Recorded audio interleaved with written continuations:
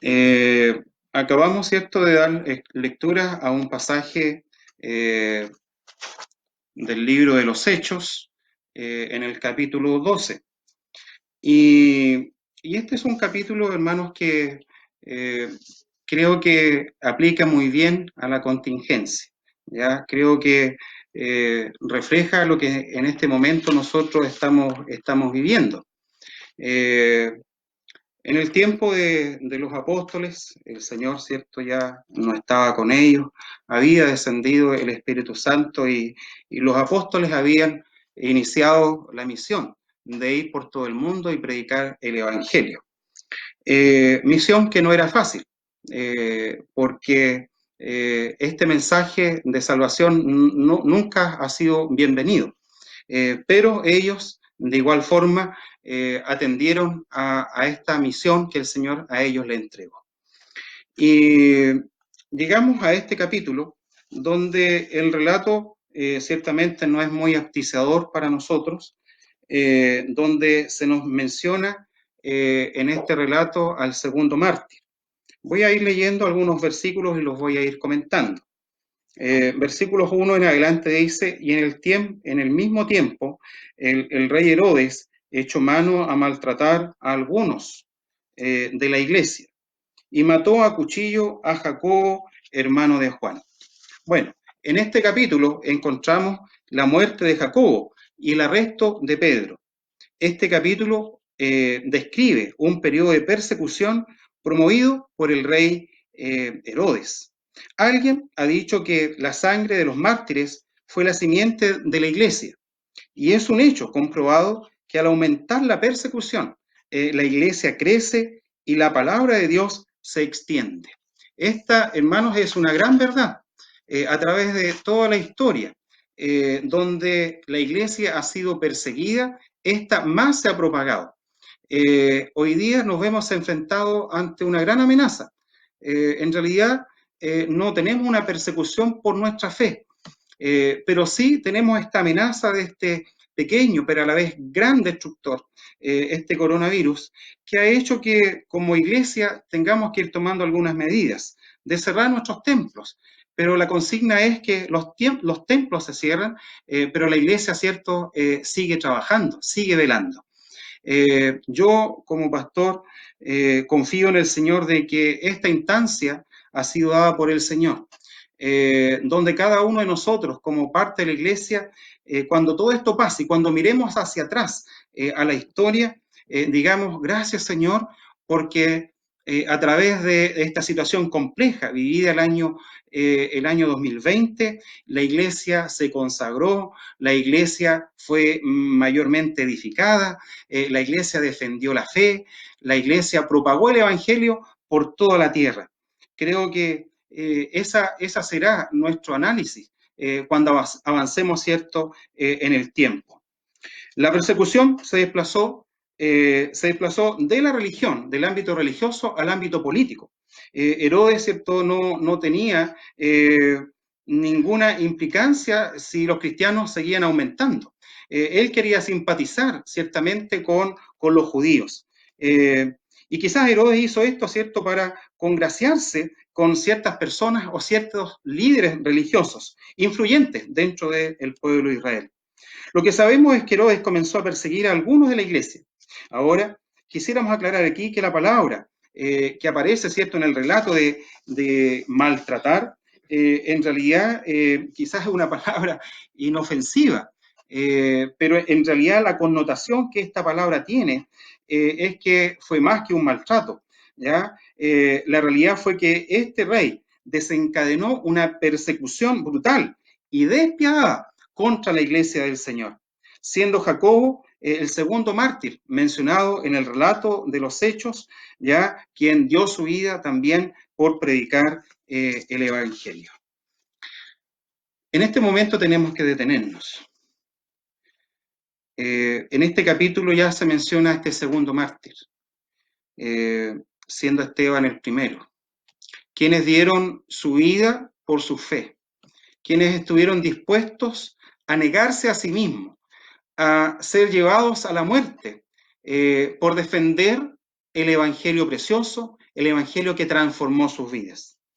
La pregunta es, hoy día, hermano, que nos vemos enfrentados a esta amenaza, quizás vivimos en cierta tranquilidad, estamos en nuestros hogares, alejados, ¿cierto?, del bullicio, confinados, ¿cierto?, a dejar el trabajo secular que muchos tenemos, pero creo que esta es una instancia maravillosa, en la cual la iglesia no solamente se resguarda, sino que se edifica, que se fortalece, que en el estudio de la palabra vamos a ser grandemente fortalecidos.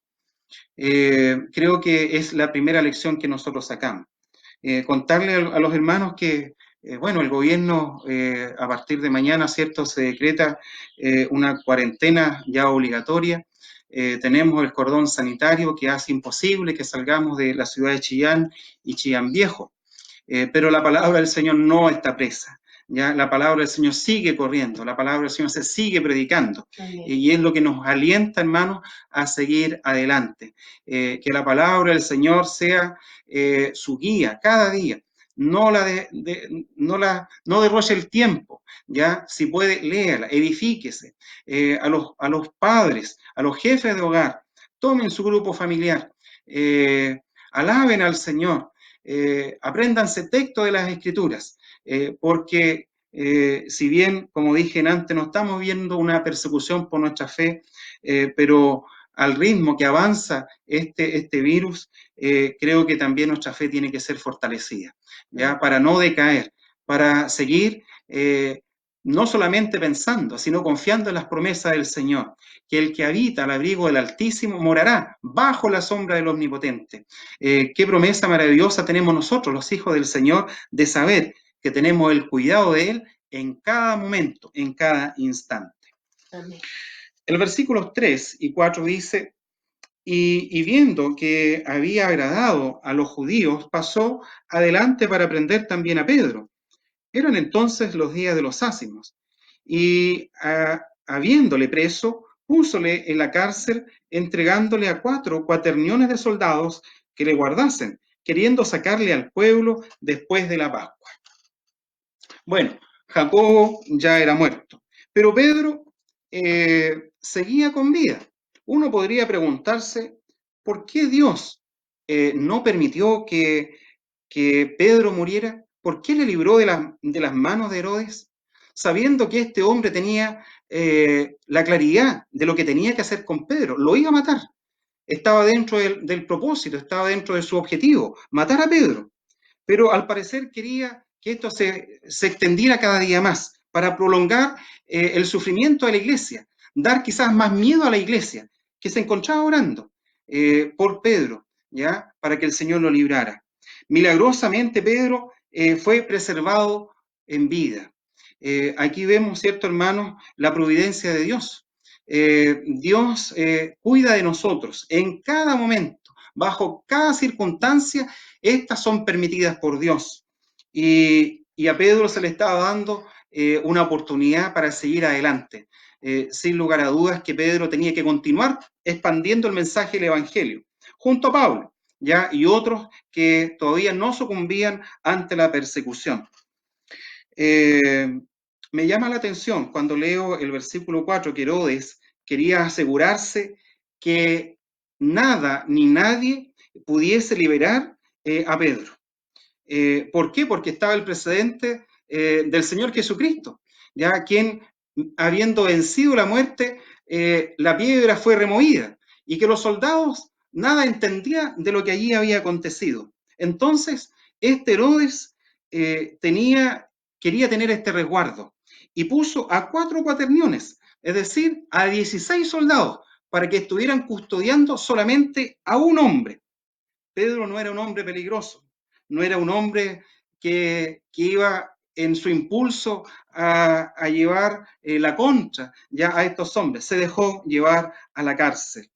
Herodes tenía un plan para él, el versículo 5 dice, así que Pedro era guardado en la cárcel y la iglesia hacía sin cesar oración a Dios por él. Pedro estaba en una dificultad, estaba preso, estaba impedido de esta libertad que todos amamos. Pero Dios tenía un plan, Dios tenía un propósito tras esta situación.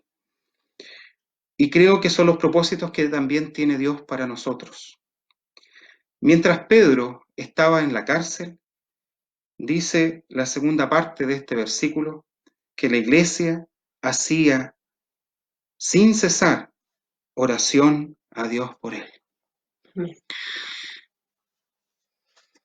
Siempre hemos dicho que el propósito de la iglesia es evangelizar, que la iglesia debe ser edificada en la palabra del Señor y que la iglesia debe defender la fe. Pero creo que a lo mejor hemos descuidado algo que es de suma importancia, que es la oración. Porque cuando una iglesia no se vuelca al Señor y pide y clama, es una iglesia desvalida, es una iglesia sin fuerzas, es una iglesia que puede sucumbir ante las acechanzas del adversario. Y creo que el día de hoy el Señor nos da una lección. Al escuchar el testimonio que vamos recibiendo del informe de la evolución del estado de salud de nuestros hermanos que están hospitalizados en este momento acá en Chillán, tras cada reporte hay una evolución positiva. Han habido cadenas de oración y hemos visto cómo el Señor ha respondido. Hay una iglesia que ha ayunado. ¿Cuánta falta nos hace volcarnos al Señor en oración? ¿Cuánta falta nos hace ir al ayuno, practicar el ayuno? Y creo que la iglesia hoy en día tiene que ser fortalecida espiritualmente a través de la oración, a través del clamar al Señor. El Señor puso a Pedro en la cárcel con el propósito de que la iglesia orara, de que la iglesia se uniera, de que la iglesia fuese una, orase bajo un propósito definido, claro. Y el Señor respondió. El Señor es tan maravilloso que les dio a estos hermanos una respuesta inmediata, instantánea, al tiro, como diríamos nosotros. Allí estos hermanos vieron esta respuesta, pero vamos a ver también que fueron un poco incrédulos cuando vieron a Pedro, cierto, asomarse y golpear, cierto, en el lugar en el cual ellos se encontraban. Bueno, Dios, hermanos, permite situaciones y circunstancias. Si nuestros hermanos han sido alcanzados por este virus, es porque Dios tiene propósitos para la iglesia, para todos nosotros, para que nos comuniquemos de mejor forma, para que le saquemos más provecho a esta falta de comunicación que muchas veces viéndonos, pero estamos tan lejanos. El Señor conoce tanto nuestra realidad que Él permite que estas circunstancias dolorosas nos unan como iglesia, nos unan como el pueblo de Dios, bajo un mismo propósito. Y hoy en día la iglesia se ha volcado en oración, a orar por nuestros hermanos, y el Señor ha sido con ellos. Y esperamos que para la gloria del Señor, nuestros hermanos salgan caminando del hospital rumbo a sus hogares. Amén. Bueno, sigamos viendo qué pasaba con Pedro. En el versículo 6 dice, y cuando Herodes le había de sacar, aquella misma noche estaba Pedro durmiendo entre los soldados, preso con 2 cadenas, y los guardas delante de la puerta que guardaban la cárcel. Me llama mucho la atención la actitud de Pedro. De este Pedro que dista mucho de ese Pedro impulsivo, de ese Pedro que fue capaz de pedirle al Señor caminar por sobre las aguas. Vemos a un Pedro distinto porque ahora podía entender por la gracia de Dios en qué consistía el Evangelio. El Señor también moldeó su carácter, moldeó su forma de ser, el Señor moldeó sus actitudes, el Señor moldeó sus palabras. Era otro Pedro, el Pedro transformado, el Pedro que era guiado ahora por el Espíritu Santo, ese Pedro que se sometía a la voluntad del Señor. Y yo pregunto, ¿cómo le fue posible a Pedro dormirse estando entre los soldados? ¿Le llama la atención esta parte? A mí sí, porque estaba preso. estaba rodeado y custodiado por 16 hombres armados que tenían que velar para que Pedro no escapase, o que si alguien iba a la cárcel con el afán de liberarle, no dejarles entrar. Pero Pedro dormía. ¿Por qué Pedro dormía? Podemos sacar la siguiente conclusión. Pedro tenía una absoluta confianza en que la voluntad de Dios era estar en ese lugar. Pedro tenía la absoluta claridad de que Dios nunca se equivoca, de que nunca Dios erra para con nosotros, sino lo que a nosotros nos ocurre en el día a día es por la voluntad del Señor, porque así Dios lo ha decretado, porque así Dios lo ha determinado. Y cuando tenemos nosotros esa claridad, que es la voluntad del Señor, que nos tiene en tal o cual situación, debemos actuar como Pedro. Pudo tener la capacidad de dormir, de estar tranquilo, de que nada perturbaba su conciencia, de que iba a ser de él el día de mañana, de que a lo mejor Herodes iba a mandar a buscarlo para quitarle la vida. Nada de eso le preocupaba, porque su vida dependía del Señor. Su vida estaba en las manos de Dios. Espero que también esta actitud de Pedro, esta convicción de vida, apreciado hermano, estén en nosotros. Estamos viviendo en días difíciles. Quizás para muchos le cuesta conciliar el sueño, porque está pensando en el día de mañana. Está pensando quizás que no alcanzó a hacer el pedido, que a lo mejor hay pocas cosas en la despensa, que a lo mejor tenía que ir a ver médico y no va a poder hacerlo, que se va a tornar cada vez más salir de la casa, más engorroso. Pero esté quieto, porque el Señor conoce sus necesidades, así como conoce las mías, y a sus hijos nunca les va a faltar, sino que la providencia de Dios, la provisión que Dios tiene para con nosotros es realmente maravillosa, es una promesa de Dios para sus hijos. Amén. Bueno, Pedro estaba durmiendo tranquilamente, pero Dios no lo quería en ese lugar. ¿Dónde lo quería? Lo quería afuera. Lo quería llevar, ¿cierto?, a otro lugar porque Pedro tenía la misión de seguir propagando el mensaje de salvación. Le quedaba mucha vida por delante. Entonces Dios envía un ángel. Y el versículo 7 y 9 dice, he aquí el ángel del Señor sobrevino y una luz resplandeció en la cárcel, e hiriendo a Pedro en el lado, le despertó diciendo, levántate prestamente. Y las cadenas se le cayeron de las manos.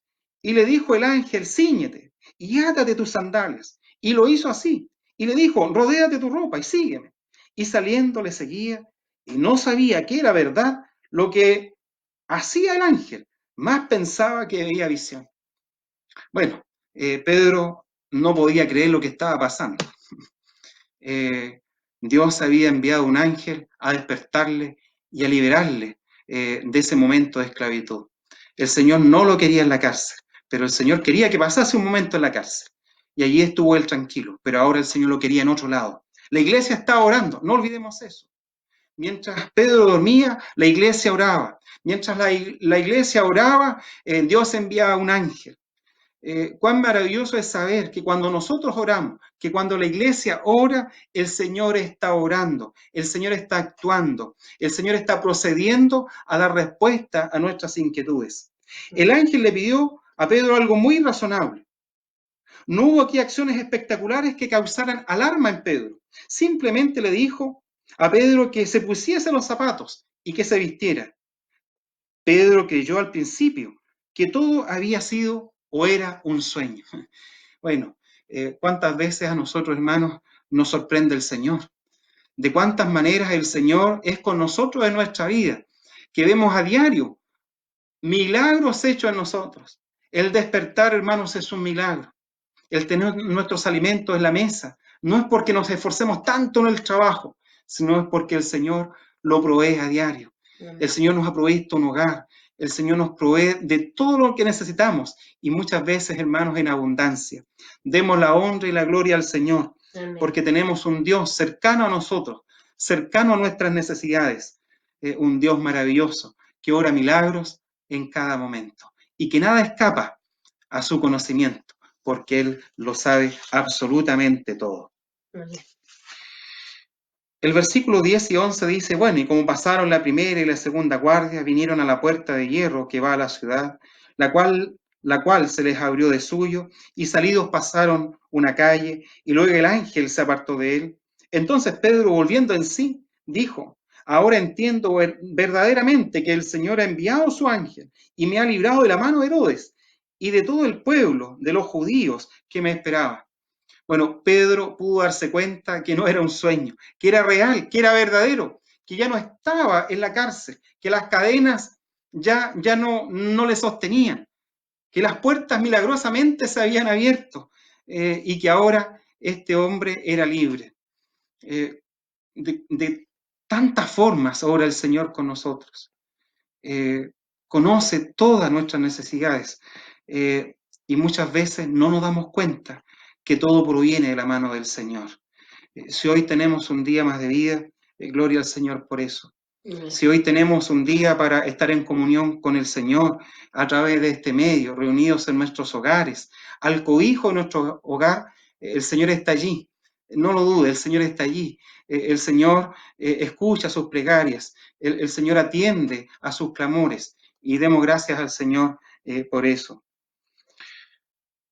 Sigue el relato en el versículo 11, donde dice, entonces Pedro volviendo en sí dijo, ahora entiendo verdaderamente que el Señor ha enviado su ángel. Había una absoluta comprensión de lo que había pasado en su vida. Estimados hermanos, nosotros somos plenamente conscientes del milagro, del mayor milagro que el Señor ha hecho en nosotros. Somos hijos de Dios. Y no porque nosotros le hayamos buscado, sino porque Él tuvo misericordia de nosotros, porque Él nos amó desde antes de la fundación del mundo para ser hechos sus hijos, porque Él proveyó de un regenerador, su Espíritu Santo, para darnos vida, para que nosotros nos pudiésemos dar cuenta ya de la necesidad de tener a Jesús como el Salvador en nuestros corazones. Somos hijos de Dios, somos hijos del Rey de Reyes, del Señor de Señores. ¿Y qué más? Tenemos a su Espíritu Santo. ¿Y qué más? Tenemos la palabra del Señor. Tenemos su revelación dada a nosotros para que sea ella el alimento espiritual en diario para el fortalecimiento de nuestra fe. Bueno, ¿qué pasó con Pedro? Se dirigió donde esos hermanos que oraban. Toca la puerta. Y el relato usted lo sabe. Había incredulidad en la iglesia. Algunos pensaban, aún estando orando, pensaban que Pedro había muerto. Una iglesia que pedía, pero una iglesia que también dudaba. Eso no es fe. ¿Ya?